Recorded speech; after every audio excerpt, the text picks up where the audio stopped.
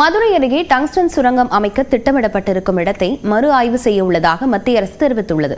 அதே சமயம் அரிட்டாப்பட்டி, மீனாட்சிபுரம் தவிர்த்து சுமார் 1500 ஹெக்டரில் இத்திட்டம் நடைமுறைப்படுத்தப்படும் என மத்திய அரசு தெளிவுபடுத்தியிருப்பதாக MP சு வெங்கடேசன் விவரித்துள்ளார்.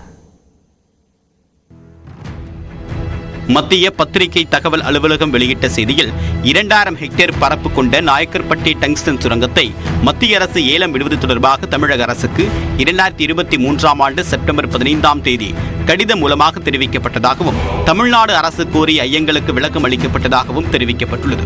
மேலும் நாயக்கர்பட்டி உள்பட ஏலத்திற்கு விட திட்டமிடப்பட்ட 3 சுரங்க இடங்களின் விவரங்களை மத்திய அரசு கோரிய நிலையில் அதை தமிழக அரசு கொடுத்ததாகவும் தெரிவிக்கப்பட்டுள்ளது.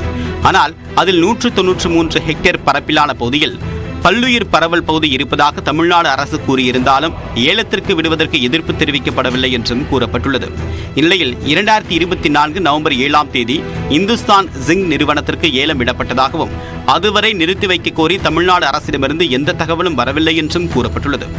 ஏலம் விடுவதுடன் மத்திய அரசின் பணிகள் முடிந்து விடுவதாகவும் ஒப்புதல் கடிதம், சுரங்க ஒப்பந்தம் போன்றவை மாநில அரசாலே வழங்கப்படுவதாகவும் மத்திய அரசு தெரிவித்துள்ளது. இதனிடையே பல்லுயிர் பரவல் பகுதி மற்றும் பாரம்பரிய சின்னங்கள் உள்ள இடமாக இருப்பதால் அவற்றை பாதுகாக்க பல்வேறு கோரிக்கைகள் வந்திருக்கக்கூடிய நிலையில் அந்த குறிப்பிட்ட 193 ஹெக்டேரில் சுரங்கம் அமைக்கப்படாது என்று மத்திய அரசு கூறியுள்ளது. மீதமுள்ள பகுதியில் இந்த திட்டத்தை நடைமுறைப்படுத்த இந்திய புவியியல் ஆய்வு மையம் ஆராய வேண்டும் என்று கூறியுள்ள மத்திய அரசு அதுவரை ஏலதாரருக்கு ஒப்பந்த கடிதம் தருவதை தமிழ்நாடு அரசு நிறுத்தி வைக்க வலியுறுத்தியுள்ளது. மத்திய அரசின் இந்த அறிவிப்புக்கு பாஜக மாநில தலைவர் அண்ணாமலை நன்றி தெரிவித்துள்ளார்.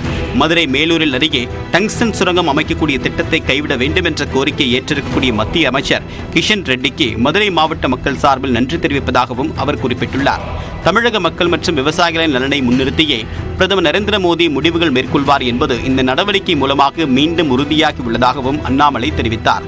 அதே சமயம் அரிட்டாப்பட்டி, மீனாட்சிபுரம் கிராமங்களில் உள்ள சுமார் 193.215 ஹெக்டேர் நிலப்பகுதியில் மட்டும்தான் சுரங்கப்பணி நடக்காது என்று மத்திய அரசு கூறியிருப்பதாக MP சு வெங்கடேசன் விவரித்துள்ளார். ஆனால் சுற்றுவட்டாரத்தில் மீதமுள்ள 1800 ஹெக்டேர் அளவிலான நிலப்பகுதியில் இத்திட்டம் நடைமுறைப்படுத்தப்படும் என்பதை ஒன்றிய அரசு தெளிவாக்கி உள்ளதாகவும் அவர் சுட்டிக்காட்டியுள்ளார். இதனால் தமிழக சட்டமன்றத்தில் நிறைவேற்றிய தீர்மானத்தின்படி அரிட்டாப்பட்டி டங்ஸ்டன் சுரங்கத்தை மொத்தமாக கைவிட வேண்டும் என்றும் அதுவரை மக்கள் போராட்டம் தொடரும் என்றும் சு வெங்கடேசன் குறிப்பிட்டுள்ளார்.